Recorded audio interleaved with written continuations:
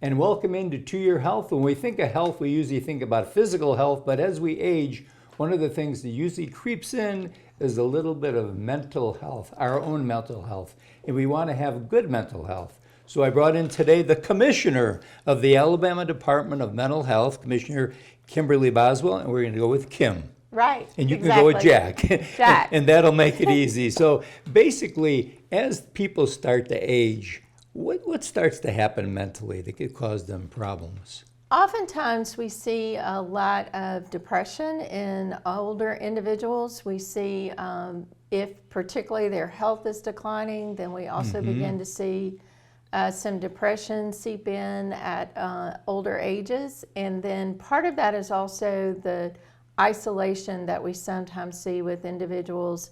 You know, really isolation is the worst thing any of us can do for our mental health. And so we found that out during COVID. Yes. Oh. Yes. Yes. All of our usual support systems gosh. that we had just kind of disappeared all at once. And so that isolation was very devastating to everyone. And it's particularly devastating to individuals who are older and may have been disengaged and may have been concerned about catching COVID because they felt like their health was more vulnerable. Sure. I know at my house, you know, I'm 61 and my husband's 13 years older. And so he was very concerned about going out into the community and potentially getting COVID and getting really ill. And so COVID was just horrible for everyone's mental health, but particularly for people who are really isolated, who aren't connected to the community, who lost all of their supports during that time. And then, of course, the other thing we see is if someone loses a spouse or if they've lost a close family member, their usual routine and structure is disrupted. And so we get concerned about them not getting engaged in the community. So I always talk to folks a lot about reaching out to people if you know they've lost a loved one, if you know their situation has changed, the relationships maybe that they had before, if they're in a community and their children are in another community, reaching out to them and trying to get them engaged in community activities. You know, we have a fairly robust senior service system in place, and that's a wonderful way for folks to get engaged in the community and to, you know, develop other relationships that maybe they didn't have. Maybe they were taking care of their spouse. That's the other thing we see too, is often leading up to that loss, they're taking care of that individual, they're really focused, and so once that loss happens, they really need to try and get back engaged in the community and build back that support system. And you said a key word earlier. We talked about the fact that sometimes your physical health, especially as you get older, you know you're not going to recover quite as quickly from anything, whether it be a sprain or a break or even just health issues. And that can depress you because you're just, you want to go in a different direction.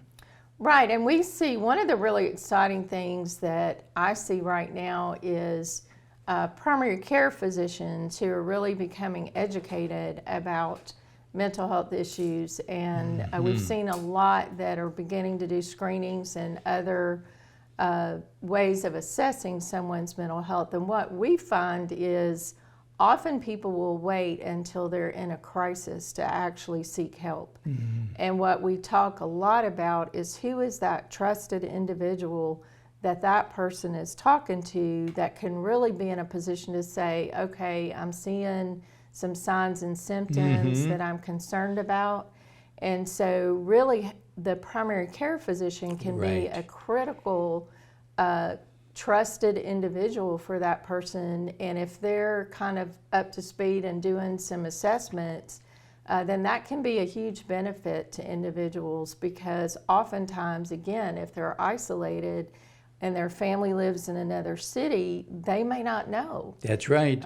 So that physician can play a huge role. And we've told our viewers all along, get yourself a primary care physician, because he will have this thing called a baseline on you. Right. So not only your health, but your mental health also. And I notice now that I hit the ripe old age of 80, that when I'm going, they're starting to ask me some more different types of questions that get into that arena. And one of the other things they do, which is kind of fun, they'll say, I'm going to say, table, car, and vacation. And it give you those 3 words.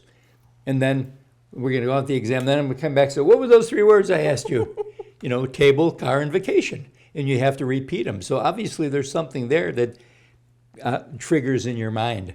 They're trying to find out if you're getting a little forgetful, I think. Right, As exactly. you're starting to get a little older. Exactly. That's great. So what advice would you give our viewers as far as trying to maintain good mental health? So one of the most important things is taking care of your health. Right, Making your sure physical your health. physical health. Yes. Because as we like to say, you can't separate the head from the body. Mm-hmm. They go together. And so you really do want to try and take care of your physical health. There are lots of illnesses, diabetes and high blood pressure. You need to really know about your medications and the Yes. side effects of your medications, because sometimes Keyword, Yeah. side effects. it's like you can get some depression and anxiety and other things going on because of a combination of medications. And so you really need to know your own body and also just your physical health in terms of exercise. Exercise is huge, even if it's just walking. And then honestly, the other side of it is a spiritual connection of some sort. Absolutely. That's what we find a lot is if folks have a really strong faith of some sort, if they're really connected in some kind of spiritual way as well, then if those 3 things, if you got those 3 things kind of covered, you're going to do pretty good. Great. And then if you start experiencing some symptoms that you've just never seen before, talk to your primary care Yes, physician. and get that information. Yeah. Great information. And thank you so much for being here. And remember this, it's your own mental health. Do the things that we prescribe to you, and you'll be having the time of your life. And we'll be right back right after this.